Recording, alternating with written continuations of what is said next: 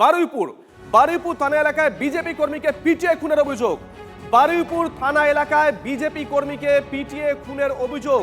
তৃণমূলের বিরুদ্ধে খুনের অভিযোগ। পুজো কমিটি গঠনকে কেন্দ্র করে গন্ডগোল শুরু। ঠিক কি ঘটেছে অভিজ্ঞান? দেখো, যেটা জানা যাচ্ছে সেটা হচ্ছে যে বারুইপুর থানার অন্তর্গত হাড়দাহ গ্রাম পঞ্চায়েতের ট্যাঙ্গারবিড়িয়া গ্রাম। আর এই গ্রামের বাসিন্দা বাপি প্রামাণিক দীর্ঘ বছর ধরে তিনি ঘর ছাড়াচ্ছিলেন এবং সরকার বদলের পর তিনি গ্রামে ফিরেছিলেন এবং সেখানে একটি মুদিখানা দোকানও তিনি চালাচ্ছিলেন। যেটা অভিযোগ যে গতকাল রাত্রে স্থানীয় এখানকার বিজেপি কর্মীরা তারা সেখানে একটা বৈঠক করে, রাতে তাদের খাওয়া দাওয়া ছিল এবং সেখান থেকে তারা যখন ফিরছিল সেই সময় অতর্কিত তাদের উপর হামলা চালানো হয় এবং সেটা অভিযোগ উঠেছে তৃণমূলের লোকজনরাই সে হামলা চালিয়েছিল। এবং এই খবর যখন বাপির কাছে আসে তখন বাপি বাড়ি থেকে বেরিয়ে যায় সেখানে, তো বাপির সঙ্গেও তার স্ত্রী সেখানে যাচ্ছিল এবং অতর্কিত রাস্তার ওপরে হামলা চালানো হয় বাপির ওপর এবং তাকে বেধড়ক মারধর করা হয়েছে ট্যাঙ্গারবিড়িয়া রাস্তার ওপর। এবং শুধু তাই নয়, ধারালো অস্ত্র দিয়ে কোপানো হয়েছে বলে পরিবার পক্ষ থেকে কিন্তু অভিযোগ করা হচ্ছে। রক্তাক্ত অবস্থায় পরে তাকে উদ্ধার করা হয়, বারুইপুর মহকুমা হাসপাতালে নিয়ে যাওয়া হলে সেখানে তাকে মৃত বলে ঘোষণা করা হয়েছে। এই ঘটনায় পরিবারের পক্ষ থেকে বিজেপির পক্ষ থেকেও কিন্তু অভিযোগ করা হচ্ছে যে তৃণমূল আশ্রিত দুষ্কৃতীরা এই ঘটনা ঘটিয়েছে। যদিও পুলিশের পক্ষ থেকে যেটা বলা হচ্ছে যে এখানে একটি দুর্গাপুজো কমিটি নিয়ে সেখানে গন্ডগোল আসে, গন্ডগোলের যেটা মারামারি, আর যে কারণে বাপি প্রামাণিক নামে একজন এখানকার বাসিন্দা 45 বছর বয়স তার মৃত্যু হয়েছে। এবং এই ঘটনায় প্রাথমিকভাবে পুলিশ বেশ কয়েকজনকে জিজ্ঞাসাবাদ করার জন্য আটক করা হয়েছে। বারুইপুর থানার আইসি এবং অ্যাডিশনাল এসপি দক্ষিণ 24 পরগনা জেলার বারুইপুর পুলিশ জেলার জোনাল শাহ তিনি নিজেও কিন্তু এখানে এসেছেন। সব মিলে এই ঘটনায় কিন্তু এলাকায় যথেষ্ট উত্তেজনা রয়েছে। পরিবার যেটা দাবি করছে যারা অভিযুক্ত তাদেরকে চিহ্নিত করে তাদেরকে দৃষ্টান্তমূলক শাস্তি দিতে হবে। আর একবার শোনাবো।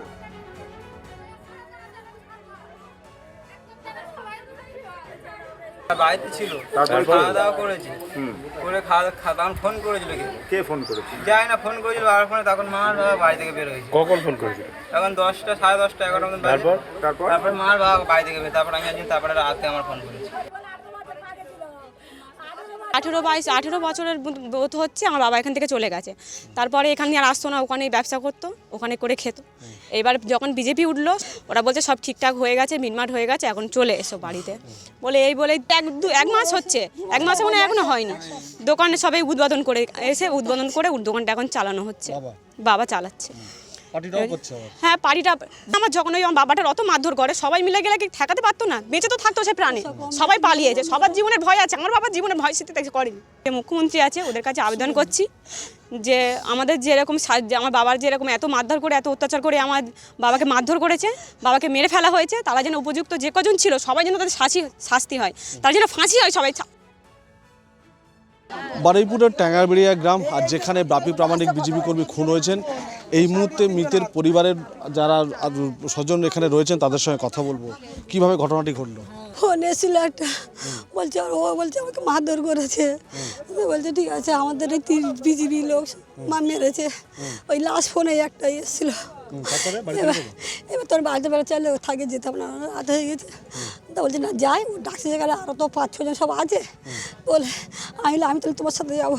বলে তাহলে চলো, বলে সব একসঙ্গে সব যাচ্ছি বলে একটু আগে চলে গেছে। আর সব অনেকে লোক ছিল আমাদের বিজেপি লোক। এবার আমি একটু পিছনে পড়ে গেছি। এবার ওরা ধর 2-4 সাথে মারে, তখন ওরা ছুটে পালায়। আর তখন ওটাকে ধরেছে, এখন তো সব ছোট কম মেরেছে। আচ্ছা, যারা মেরেছে তাদেরকে চেনেন? তারা কোন দল করে? তারা তৃণমূল করে। টিঙ্গার ছিল, বাবি ছিল, সমীর ছিল। আপনার চোখের সামনে আপনার স্বামীকে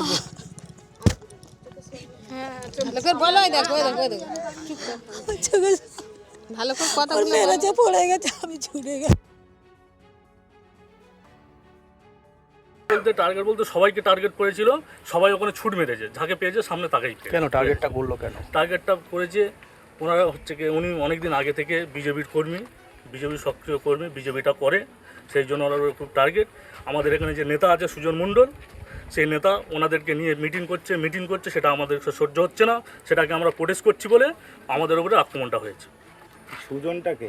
সুজন আমাদের এখানে সদস্য, যে এখন আছে সদস্য, আপাতত যে এখন এখানে সদস্য। মানে কোন পার্টির? বিজেপির সদস্য। ও ছিল? হ্যাঁ, ও ছিল না স্পটে, কিন্তু ও জড়িত আছে। পিছনে বিজেপিরও একাংশ যোগ আছে বলছেন। হ্যাঁ, যোগ আছে অবশ্যই, সেটা তদন্ত করলে আশা করছি প্রশাসনের কাছে আমাদের অনুরোধ, তদন্ত করলে অবশ্যই বেরো। আমরা এই মুহূর্তে তাদেরকে ফাঁসি চাই। সুজনের রোলটা এখানে কি আসছে? ওরা হচ্ছে কি টিএমসির হাতমার বাইরে নিয়ে উনি সবসময় মিটিং করছে, পার্টি অফিসে ঘুরছে, এগুলো আমাদেরকে সহ্য হতো না। আচ্ছা, তার জন্য তোমরা পুরনো কর্মী। হ্যাঁ, আমরা হচ্ছে নিশ্চিত কর্মী। এই মুহূর্তে আমাদের সঙ্গে রয়েছেন দেবাশিস ধর, বিজেপি বিধায়ক। দেবাশিস বাবু, শুভজিৎ রয়েছে স্টুডিও থেকে। বারুইপুরে একটা খবর আমরা দেখাচ্ছি, আপনাদের দলেরই কর্মী বাপি প্রামাণিক পরিবার বলছে দীর্ঘদিন ধরে তৃণমূলের অত্যাচারে ঘর ছাড়া ছিল। আপনারা ক্ষমতা আসার পর সে এলাকায় ফিরে আসে, নতুন করে একটা ব্যবসা শুরু করে, দোকান দেয়, আপনাদের দলটাও করতো। গতকাল পুজো কমিটিকে কেন্দ্র করে একটা বিবাদ এবং সেখানেই তাকে পিটিয়ে মারা হয়েছে, খুন করা হয়েছে, অভিযোগ তৃণমূলের দিকে। দেখুন, বারুইপুরে এই যে ঘটনাটা ঘটেছে অত্যন্ত খারাপ ঘটনা, দুর্ভাগ্যজনক ঘটনা, এবং প্রশাসনের উচিত আমার মনে হয় অত্যন্ত স্ট্রং অ্যাকশন নেওয়া। বারুইপুরের অনেক যারা আমাদের কর্মীদের উপর অত্যাচার করত তারা এখনো গ্রেপ্তার হয়নি, সেই নিয়েও একটা অভিযোগ আসছে এবং তার জন্য এই বারন্ত। এবং যেহেতু বারুইপুরে আমাদের জনপ্রতিনিধি নেই, সেই জন্য এই ব্যাপারটা আমার মনে হয় স্ট্রংলি ব্যাপারটা উঠেও আসেনি, কিন্তু ওখানকার নেতৃবৃন্দ অভিযোগ জানিয়েছেন এবং তারা জেলা পুলিশ স্তরেও অভিযোগ জানিয়েছেন।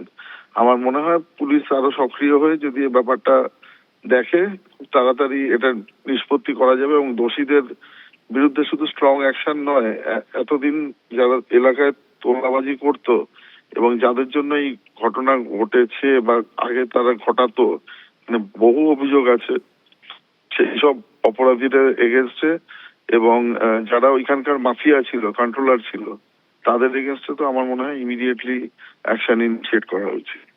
দেবাশিস বাবু, আপনি যেহেতু অবসরপ্রাপ্ত পুলিশ কর্তা, পুলিশের ভূমিকা নিয়ে কোনো প্রশ্ন কি এখানে উঠছে আপনাদের তরফ থেকে তোলা হচ্ছে? না, আমার একটাই বক্তব্য আছে যে এই ঘটনাটাতে অত্যন্ত মানে পুলিশের আরো সক্রিয়তা বাড়ানো উচিত, কারণ Baruipur is a criminal infested zone. তো সেক্ষেত্রে যদি ঠিকমতো ব্যবস্থা না নেওয়া হয়, মানে পুলিশের আরো কঠোর হওয়া দরকার। এখান থেকে আমার মনে হয় কোনো লিনিয়েন্সি দেখানো উচিত নয়। ধন্যবাদ দেবাশিস বাবু।